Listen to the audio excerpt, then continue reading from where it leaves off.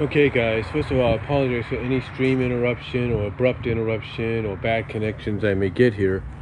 But you see the title of the video as I'm doing this live. I've got about, let me check, got about 7 to 10 minutes left.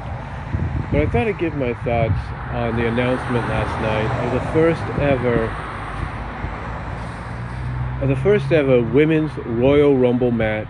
The announcement made, of course, by Stephanie McMahon last night on Monday Night Raw. And basically the main event segment of Raw, basically the closing segment of Raw.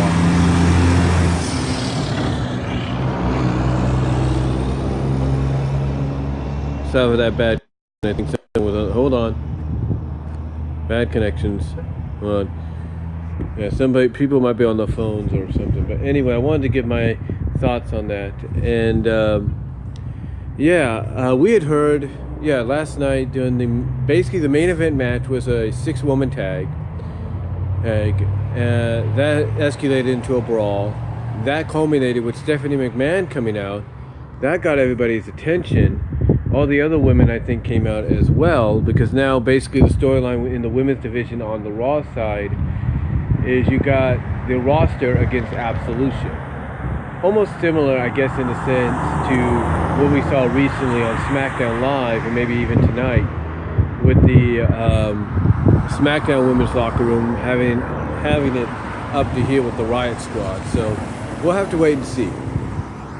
But anyway, Stephanie McMahon comes down. This gets everybody's attention. They all stop fighting, and basically she gets in the middle of the ring and starts talking about how in the past 3 years the women's revolution has become an evolution, and that they've turned the Divas division into the women's division, and in these 3 years they have made history by having a women's Hell in a Cell, a women's Money in the Bank, and even acknowledging that the women, for the first time in WWE history, competed one-on-one in the Middle East for the women's championship. So she acknowledges all that. She talks about all that.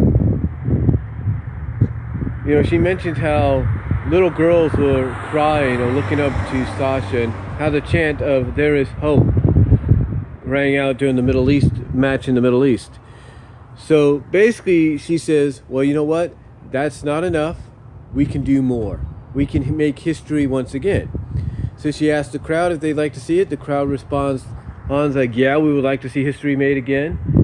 So she goes right there, and I'm honestly going to be honest to God, I think this is legitimate reactions, real legitimate reactions, no characteristics, nothing. This is real, this is legitimate. Because basically Stephanie McMahon makes the announcement that on January 28th, we are going to have the first ever women's Royal Rumble match. We're going to have the first ever women's Royal Rumble match. And again, the reaction by the ladies in the...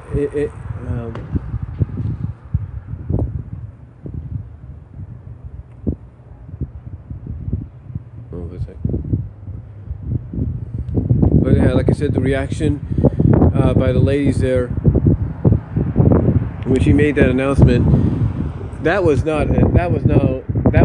That was kind of like a real reality shoot reactions, because you had Bayley, you had Asuka, you had Mickie James, you know, you had Sasha, you had Nia, you had Alexa, you had Alicia, you had Mandy, you had Sonya, and you had Paige.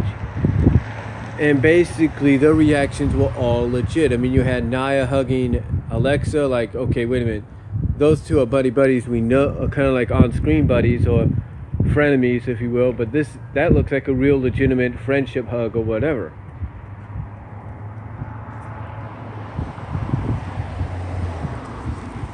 Hold on for a sec. But basically that's a real life legitimate friendship hug. And basically the emotions were real, because I think when she made that announcement, that was a shoot. That was reality being taking place. And yeah, basically that closed out Raw, and now we are getting that closed out Raw, and Suffice to say,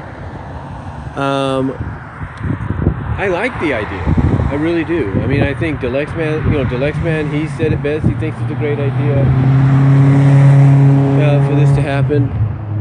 It's good timing. They got the women on the roster to do it on all three shows, if you want to put it that way. They got enough women, plenty of women on Raw.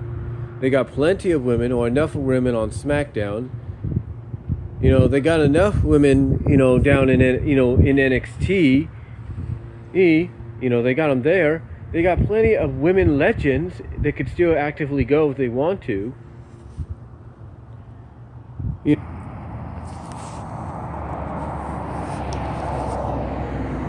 Sorry about that, but what I was saying is basically, they got enough women.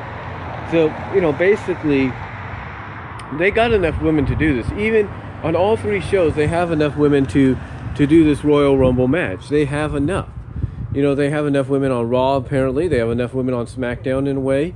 They have enough women in and out, and if not permanently, on NXT.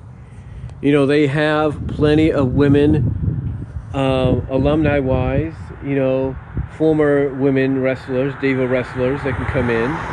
Hall of Famers that could be part of this. They have a peripheral of women to do a 30-woman Royal Rumble. They do. They have plenty of women to do that. They have plenty of women to accomplish that goal. Currently with the company, alumni with the company, Hall of Fame-wise, they have plenty of women to do it. Now, with that said, and let me check my time here. I gotta get back to work.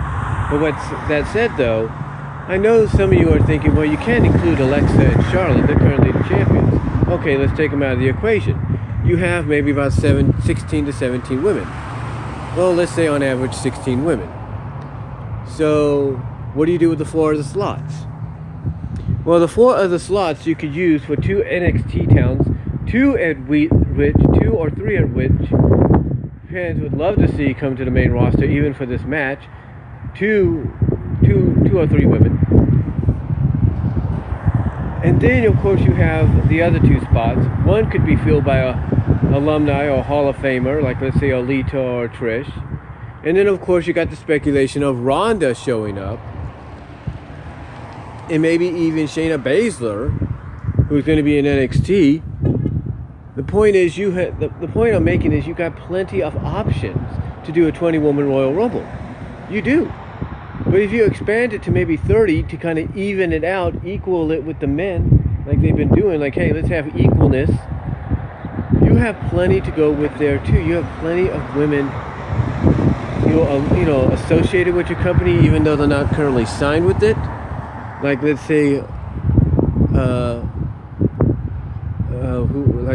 Candice LeRae,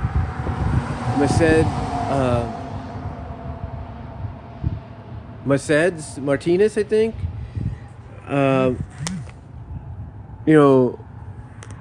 Kairi Sane, if you want to bring her up. I mean, imagine the reaction if Kairi Sane enters that Women's Royal Rumble.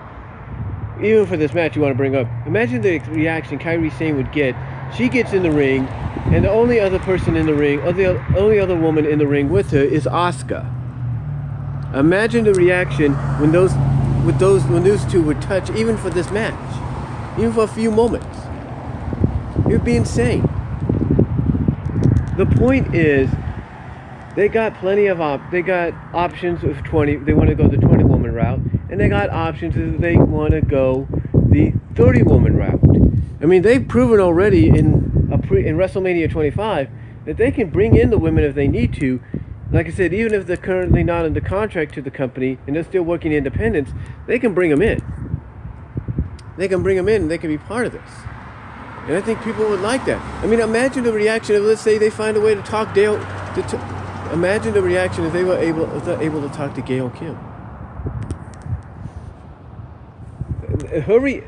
When she would come out, the place would explode, baby. Imagine the reaction if they got Victoria. Imagine the reaction if they got Angelina in Velvet. The point is, they have their options. They have the doors open to do this. you can't tell me Triple H ain't looking into all these other women that were in the Mae Young Classic, and even outside of the company that are interested in coming in as being possible participants, as well as, like I say, alumni and Hall of Famers like Alita and a Trish, maybe an Alonda Blaze if she's okay to go. You know, stuff like that. And of course, looking at the fact that you could have Ronda in there along with Sonya and Shayna. I mean, the possibilities either way are endless. But depending on what direction they go in, that's up to WWE. That is truly up to them. But all I can say is I am proud, I am happy for the women of WWE to finally get this opportunity. I know some people may be a little dismissive of the fact that you're making us sit through 2 Royal Rumble matches, possibly one in the middle and one headlining. I know some people feel dismissive about that. Some feel it may be a botch. It'll be instead of a Royal Rumble, it'll be a botcha Rumble. You know, I know some people feel that way, and I don't blame you for that, because normally when we've had women battle royals, the women, the only way they're eliminated is not over the top rope, but usually just right through the ropes and all that. So I understand your fears, but I think if you watch one of the recent NXT episodes when they were doing qualifying matches for the Fatal 4-Way that took place at Takeover War Games, one of them was a battle royal, and the women went over the top rope, not under the ropes or in between them.